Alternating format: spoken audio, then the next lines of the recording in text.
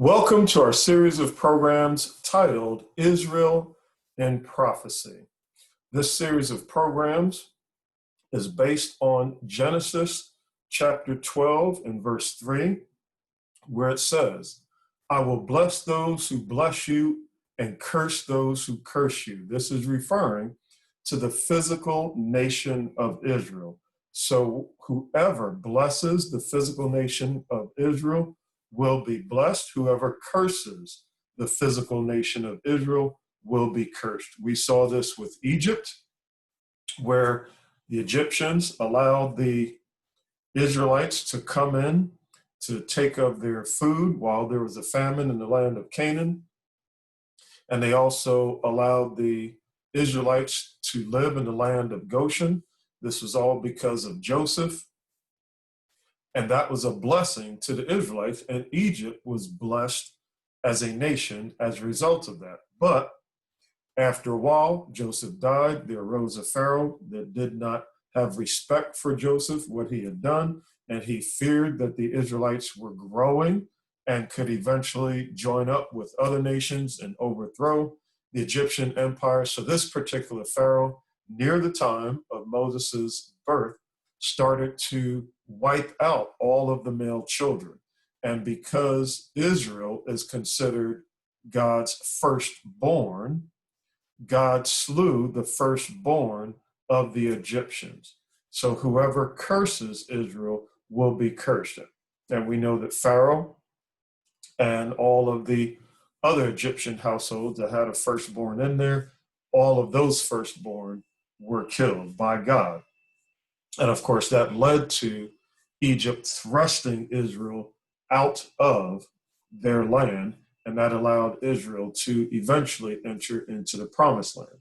So that was in our last program. In this program, we're going to be covering Assyria and Babylon. As you can see, Assyria, as it relates to Israel, they affected them from approximately 725 BC to 625 BC, and actually Assyria carried the northern tribes of Israel captive in 721 BC. And then the next one we're going to be covering is the Babylonian Empire as it relates to Israel, and that was from 606 to 536 BC. And we know that Babylon took the house of Judah captive in 606 BC. So let's get into this because, again, we're going to see based on Genesis 12, verse 3, that the prophecy has already come true in a number of cases, that those who bless Israel will be blessed and those who curse Israel will be cursed. And the reason why we're going through this series of programs is because when you see how God Almighty, who is all powerful, with precision fulfills prophecy, that should give you faith that prophecy stated for the future will also come to pass, because we're dealing with the same powerful and precise God that fulfills prophecy. The title for this section is Israel Scattered by Assyrian Nation. Israel scattered, that's the key word. Israel scattered by the Assyrian nation. Let's turn to 2 Kings chapter 17, and we'll read verses 1 through 6. This is 2 Kings chapter 17, and we want to read verses 1 through 6. Here it says that Hoshea began to reign in Samaria over Israel. So Hoshea is the king over Israel. He did that which was evil in Yahweh's sight. Then Shalmaneser, king of Assyria, came up against him, and Hoshea became his servant. Eventually, Shalmaneser found conspiracy in Hoshea, and consequentially, Shalmaneser besieged Samaria for 3 years.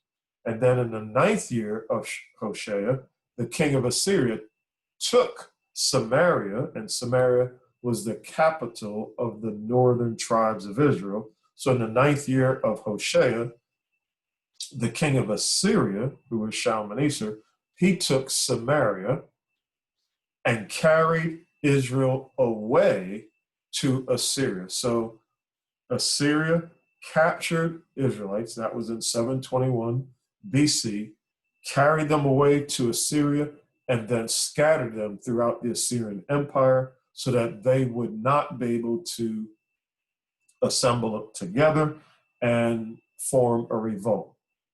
Now, note, Israel, when we talk about Israel in this particular passage of 2 Kings 17, 1 through 6, this does not mean the entire nation of Israel.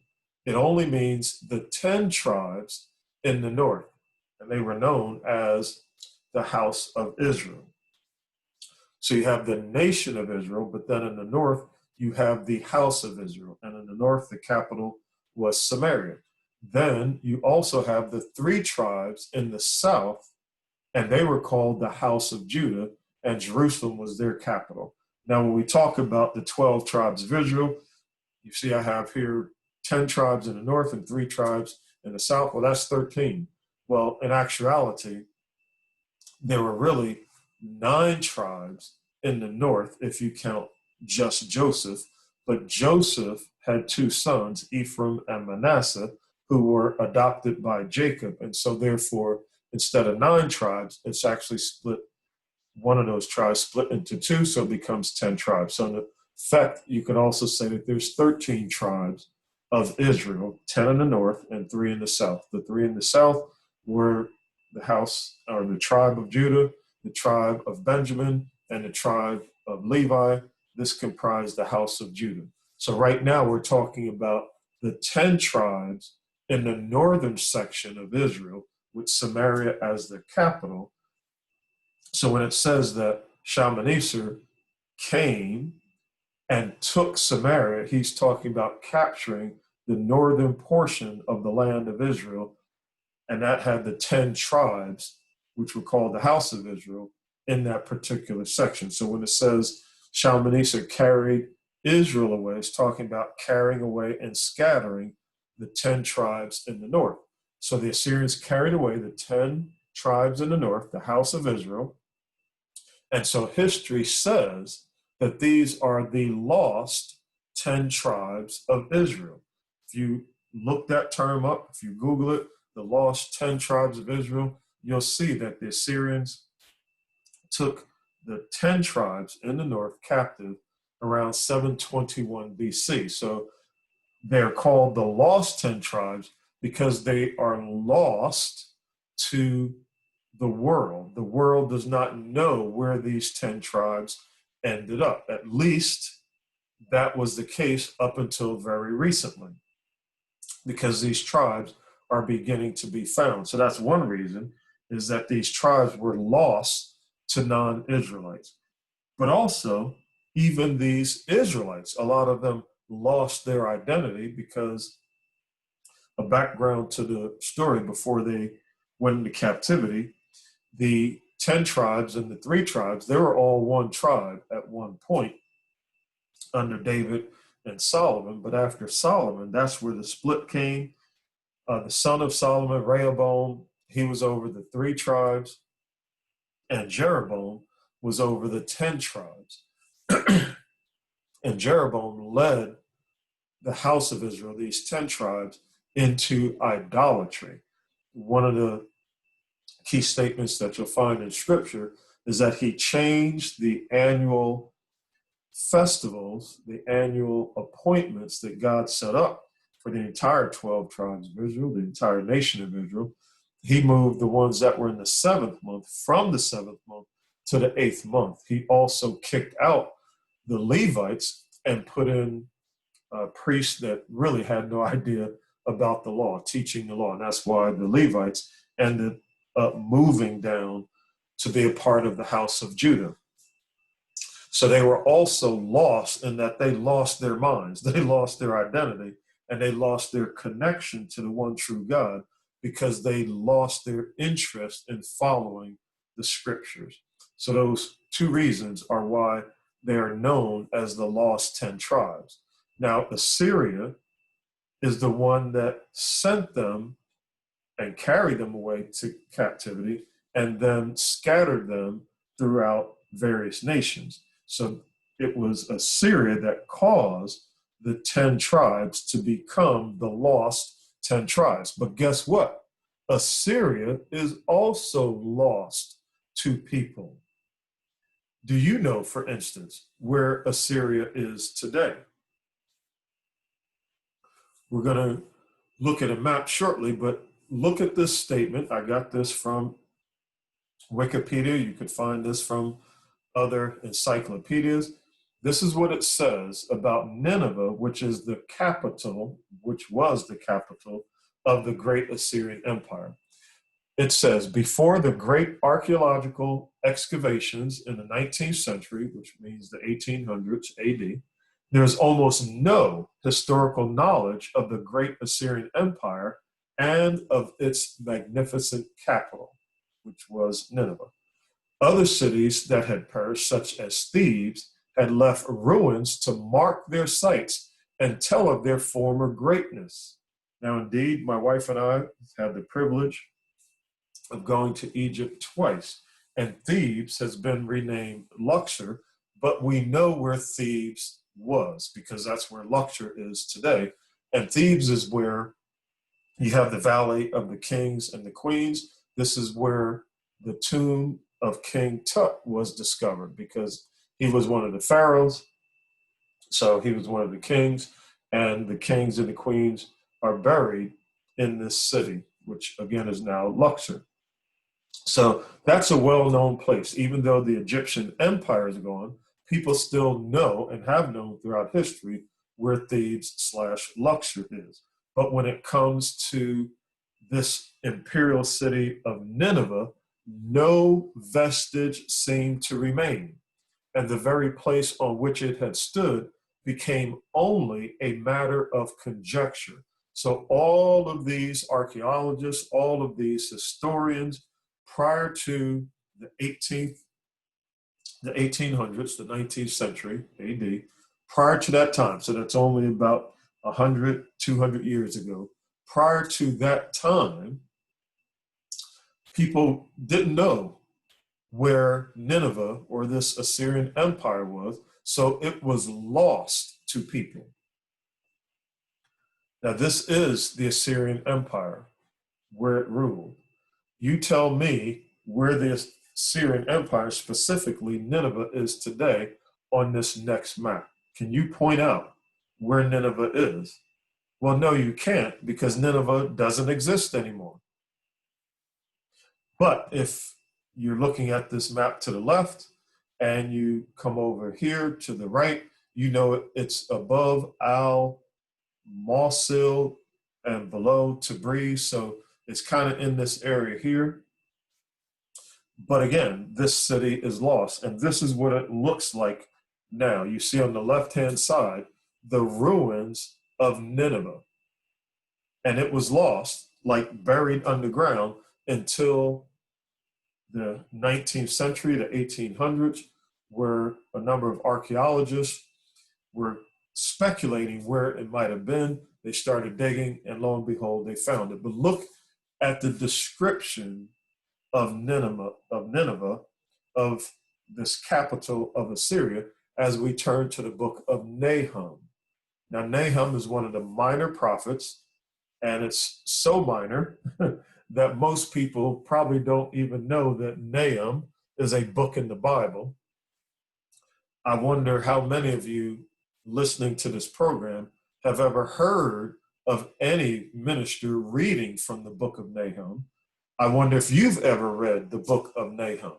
Well, we're going to read some of it right now, because the book of Nahum is directed toward the Assyrians, and specifically Nineveh, which was the capital of the Assyrian Empire. So let's turn to Nahum chapter 3, and we want to read verses 4 through 7. This is Nahum chapter 3 and verses 4 through 7. This is what Yahweh Elohim is saying about Nineveh. Because of the multitude of your nations sold by your prostitution, behold, I am against you. I will lift your skirt over your face, and I will show nations your nakedness and kingdoms your disgrace. Thus says Yahweh of armies. So the Assyrians sent an army against the Israelites. And Yahweh says, well, I am Yahweh of armies. And because you cursed Israel, I'm going to curse you. I'm going to bring my armies against you. And just like you scattered my people, Israel, I'm going to scatter you. Going on in verse 6, I will fling filth on you, treat you with contempt, and make you an eyesore. All who see you will recoil and ask, who will lament for her? Where will I find your comforters? Nineveh has been laid waste. You see the waste here? And again, remember what we read from Wikipedia, that almost no vestige of it seemed to remain. Now, continuing in the book of Nahum, chapter 3, but now dropping down to verses 18 through 19. Here it says, your shepherds slumber, king of Assyria. Your nobles lie down. Your people are scattered on the mountains, and there is no one to gather them. Now, again, think about the precision of the language of God and how God inspires things, words to be written that precisely fit the situation. The Assyrians scattered the Israelites, and therefore God says to Assyria, your people are scattered on the mountains, and there is no one to gather them. But guess what? Elohim will regather Israel, and in fact, that prophecy is already beginning to be fulfilled. It started in 1948 with the reestablishment of the nation of Israel for the first time since the Babylonians captured Israel in 606 BC. So from 606 BC, you count down 606 years, and then from that point to 1948, that's over 2,000 years that Israel was off of their land, that they did not have sovereignty or sovereign control over their land. But they regained sovereignty in 1948. And so that's an amazing thing, that God is reversing this process. He is regathering people from all over the world. Of course, you know that the Ethiopians were some of the first people that weren't suspected of being Israelites to go back to the land of Israel. And now we know that the Lemba tribe of South Africa, of Zimbabwe, that they are also Israelites. We know that the Igbo tribe in Nigeria, that they are also Israelites. We know that people from Ghana are Israelites. We know that the Asante tribe, they are Israelites. We also know that there are Israelites in Afghanistan, for instance. So the Israelites from all over the world are being discovered now, and God is beginning to regather Israelites to the land, but not the Assyrians. God scattered them, and God says there is no one to gather them. And so still, you don't see anybody going back to Nineveh and trying to resurrect that, and they definitely have not been successful. Now, verse 19, there's no healing your wound, for your injury is fatal. All who hear the report of you clap their hands over you, for who hasn't felt your endless cruelty? And again, the Assyrian Empire was well known for being the cruelest nation that has existed. I mean, they would cut people's heads off of the opposing armies, put them on stakes, and put them at the outskirts of cities to let the ones who they have conquered know that you don't ever lift a hand against us. You better just submit to us without a fight, because if you put up a fight, we'll massacre you, we'll torture you. They were very cruel, and God describes them that way. All right, so that was Assyria in 721, scattering the northern house of Israel. Now we're going to see, when it comes to the nation of Israel, and this is referring to the southern house of Judah, that Israel is destroyed by the Babylonian nation. And we want to key in on the word destroyed, whereas Assyria scattered the northern house of Israel, the Babylonians destroyed the southern house of Judah. We'll see how God uses these words. Here, 2 Kings chapter 24. This is going to be in 2 Kings chapter 24, and we want to read verses 1 through 4. Nebuchadnezzar, king of Babylon, invaded Judah and made Jehoiakim, king of Judah, his servant for 3 years. Then Jehoiakim turned and rebelled against him, but Yahweh sent bands of the Chaldeans to destroy Judah. And the Chaldeans are also the Babylonians. And this was according to Yahweh's word, which he spoke by his servants, the prophets. This came on Judah to remove them out of his sight for the sins of Manasseh, according to all that he did, and also for the innocent blood that he shed. For he filled Jerusalem with innocent blood, and Yahweh would not pardon. This occurred in 606 BC. Now let's turn over to 2 Kings chapter 25. This is 2 Kings 25, and we want to read verses 8 through 11. Starting in verse 8, it says, 19 years later, Nebuchadnezzar, king of Babylon, sent Nebuzaradan, the captain of the guard, to Jerusalem. And notice what happened. He burned Yahweh's house, which is the temple in Jerusalem, the one that Solomon built. He burned Yahweh's house, the king's house, and all of the houses of Jerusalem. All of the Chaldean army who were with the captain of the guard broke down the walls around Jerusalem. So what we see happening is where it says in 2 Kings chapter 24, verse 2, which we previously read, it says that Yahweh sent bands of the Chaldeans to destroy Judah. What did this destruction, this desolation of Judah look like? Well, we see in 2 Kings 25, verse 9 through 10, that this destruction of Judah included destroying Yahweh's house, which was the temple built by Solomon, also destroying the city of Jerusalem, and thirdly, destroying the walls around Jerusalem. And then the fourth thing, which happened both in 2 Kings 24, verse 2, when Nebuchadnezzar first invaded Judah, and also 19 years later when Nebuchadnezzar sent Nebuzaradan. The fourth thing that happened, we see described in verse 11, 2 Kings 25, verse 11, Nebuzaradan, the captain of the guard, carried away captive the residue of the people who were left in the city. In other words, Nebuchadnezzar, 19 years earlier, had started to bring Jews captive to Babylon. In that first wave, people like Daniel and Mordecai, who was alive, you know the story of Esther, they were carried from Judah to Babylon in that first wave. And then 19 years later, you have another wave of people being carried away captive. And that's carrying away captive the residue of the people who were left in the city and those who fell away, who fell to the king of Babylon, and the residue of the multitude.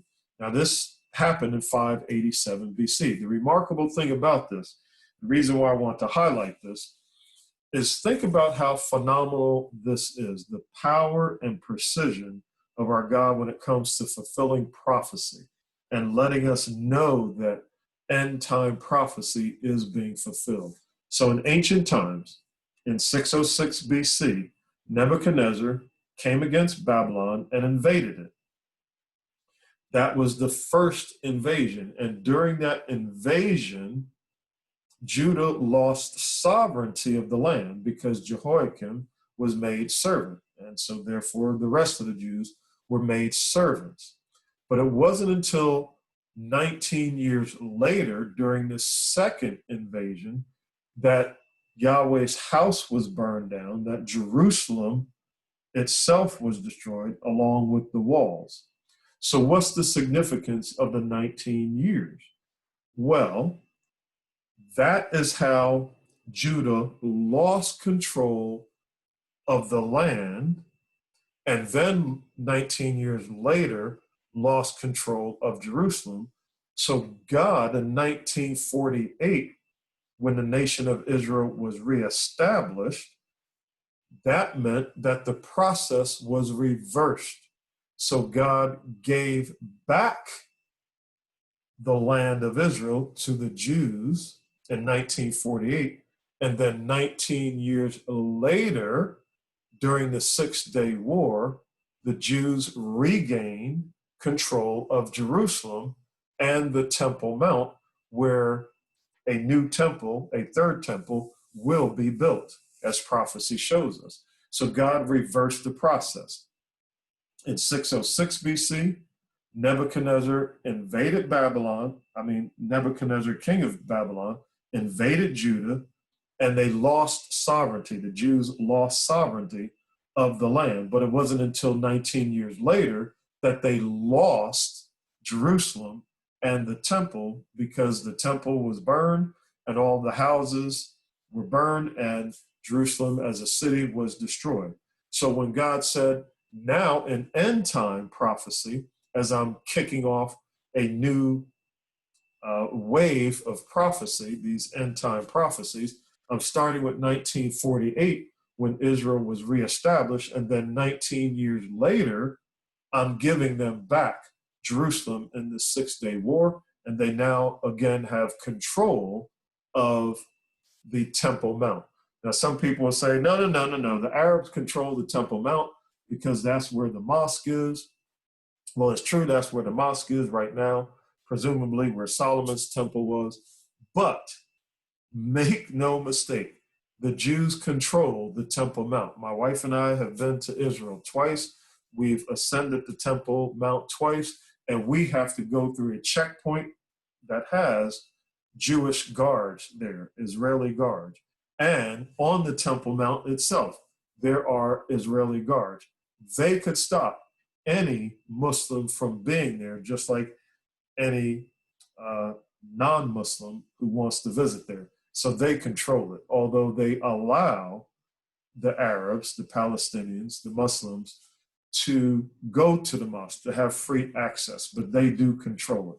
So again, this is amazing that God allowed 19 years in ancient times in Babylon for the Jews to lose control of Judah, the land of Judah, the southern portion, and then 19 years later to lose control of Jerusalem itself and have the temple burned. And then when God restarted his prophetic clock, he restarted it in 1948 by allowing the Jews to come back to Israel to have it reestablished as their land. And then 19 years later, he gives them back Jerusalem and the Temple Mount, where Yahweh's house will be rebuilt at some time in the future. Amazing that God does things so precisely.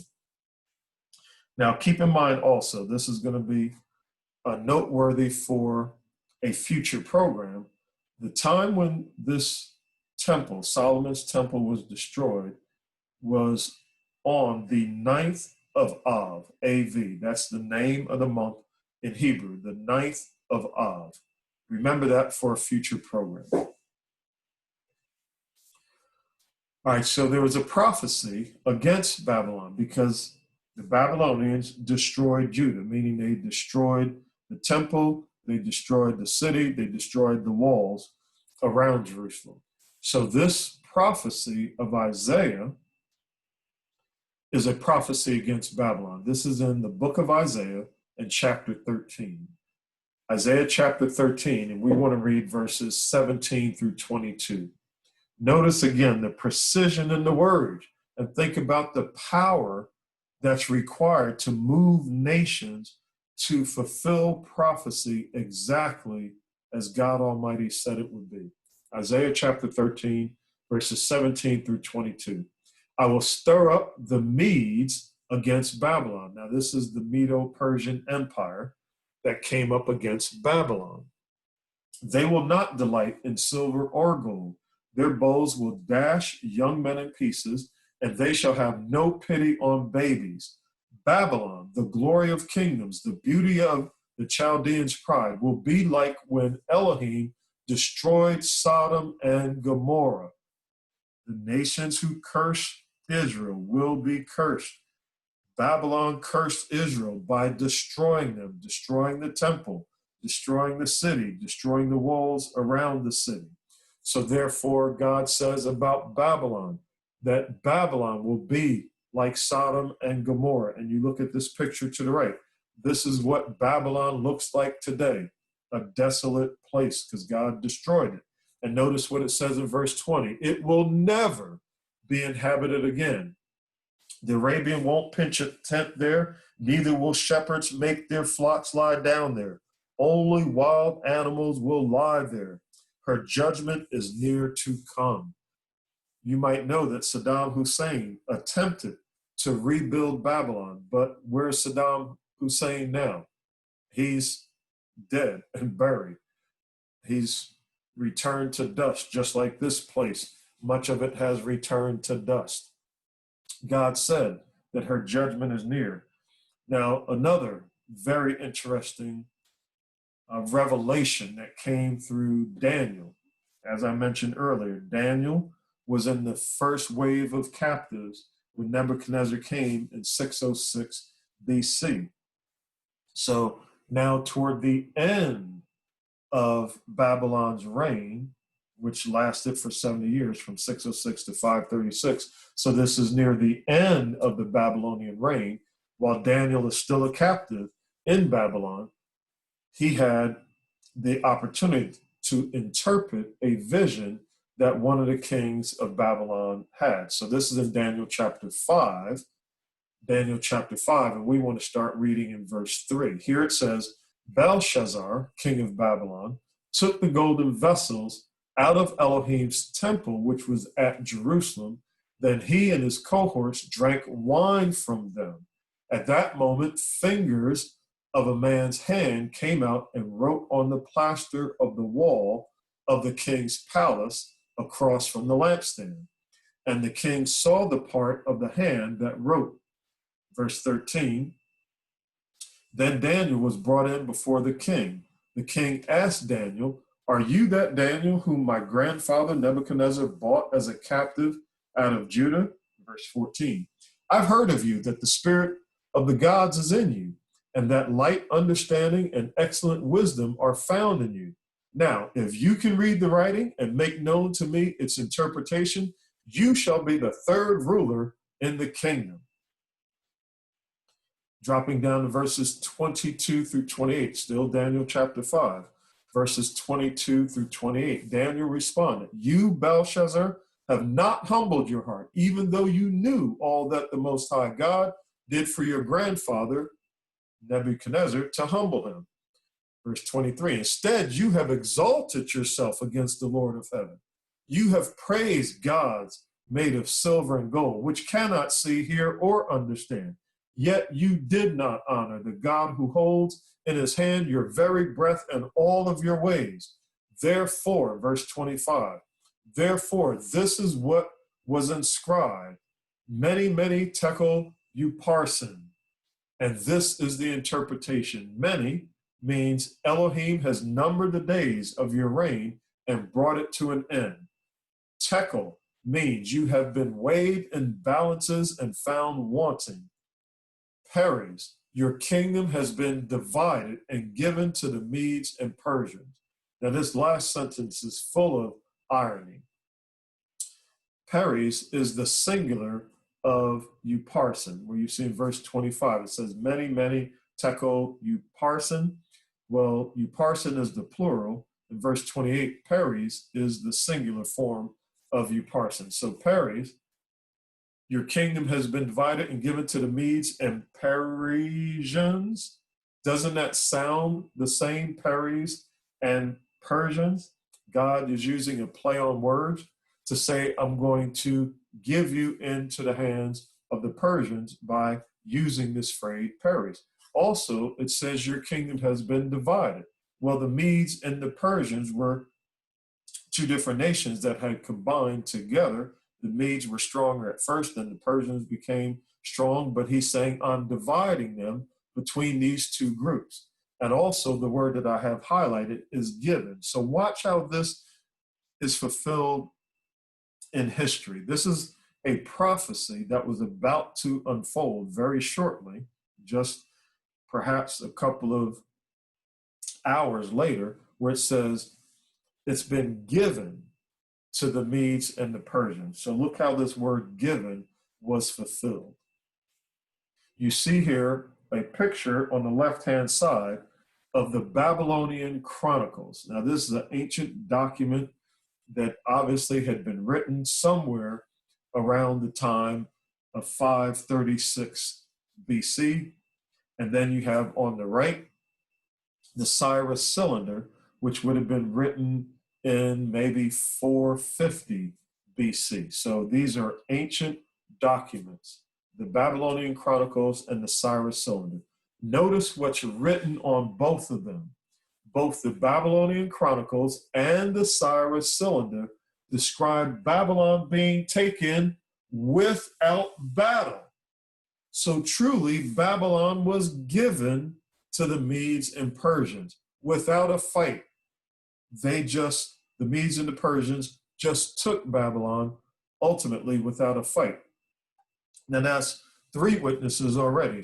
The scripture says in Daniel 5 that the kingdom, the empire of the Babylonians would be given to the Medes and Persians. The Babylonian Chronicles, the Cyrus Cylinder, 2 more witnesses back that up, saying that it was given to Babylon, it was given to the Medes and Persians, Babylon was given to the Medes and Persians without battle. Now we have a 4th witness, and this is a person named Herodotus. And Herodotus is considered the father of history, and he lived from 494 to 425 BC. So again, presumably he was writing around 450 BC, the same time as the Cyrus Cylinder was being recorded.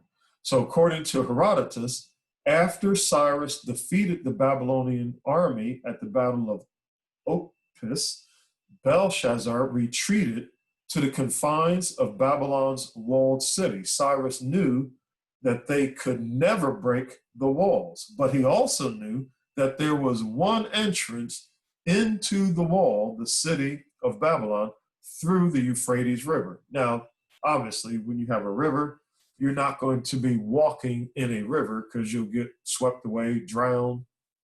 But Cyrus came up with a brilliant idea. He diverted the water so that much of the river flowed away from the river track. And then he was able, he and his troops, to sneak in along the river bed that was dried up. He was able to sneak into the city, and he took control of the city with little resistance. Can you believe it? That history absolutely proves exactly what God said, that Babylon would be given to the Medes and Persians. And they took this great city and eventually the empire without a battle. Absolutely remarkable. So now we see the Assyrian Empire on the left-hand side. We see this great Babylonian Empire on the right-hand side. But look at this final prophecy here that we see. This is in Jeremiah chapter 50 and verses 17 through 18. Jeremiah chapter 50 and verses 17 through 18. Here it says, Israel is a hunted sheep. The lions have driven him away. First, the king of Assyria devoured him, and then Nebuchadnezzar, king of Babylon, broke his bones. Therefore, Yahweh of armies, the Elohim of Israel, says, Behold, I will punish the king of Babylon and his land, just as I have punished the king of Assyria and his land. God says, whoever curses Israel will be cursed. The Assyrians devoured the northern 10 tribes of Israel, and they scattered them throughout the Assyrian Empire. These nations became known as the lost 10 tribes of Israel. So Assyria cursed Israel by scattering them. God cursed Assyria by scattering the Assyrians to the point where no one knows where the Assyrian Empire really was, or where Nineveh was, at least not up until the 19th century. So the Assyrian Empire and the city of Nineveh, the capital, was also lost to history until recently. And then the Babylonians under Nebuchadnezzar, they took the southern tribes of Judah captive, and they destroyed the temple, Solomon's temple. They destroyed Jerusalem, the city, and they destroyed the walls. So therefore, God destroyed Babylon. And he said that Babylon would never be rebuilt, just like he said the Assyrians would never be regathered. And when God says, if you curse Israel, I will curse you, the same curse that these nations brought against Israel, God flipped the script and brought these curses on these two nations. That shows that God, the God of the Bible, the one true God, has all power, and with that power precisely fulfills prophecy. And because he does that over and over again, and we can prove this through the Bible, we can prove this through history, because we know God fulfills his every promise, his every prophecy. As he's done it in the past, he's going to do it in the future. So you can rely on the word of God. Now, unfortunately, Babylon will rise again. And when I say Babylon, it's in quotes. And what I'm talking about here is the mystery Babylon religion, which it says is the mother of harlots. This system will rise again at the end time. This is a prophecy for the future.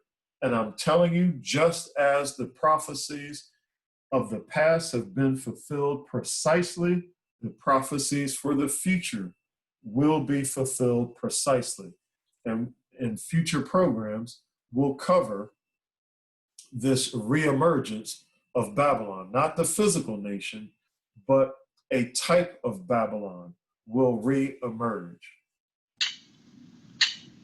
Well, thank you for joining me in this program where we went over Assyria and Babylon. In our next program, we're going to go over the Medo-Persian Empire, and I hope that you'll be able to come back and join me for that program.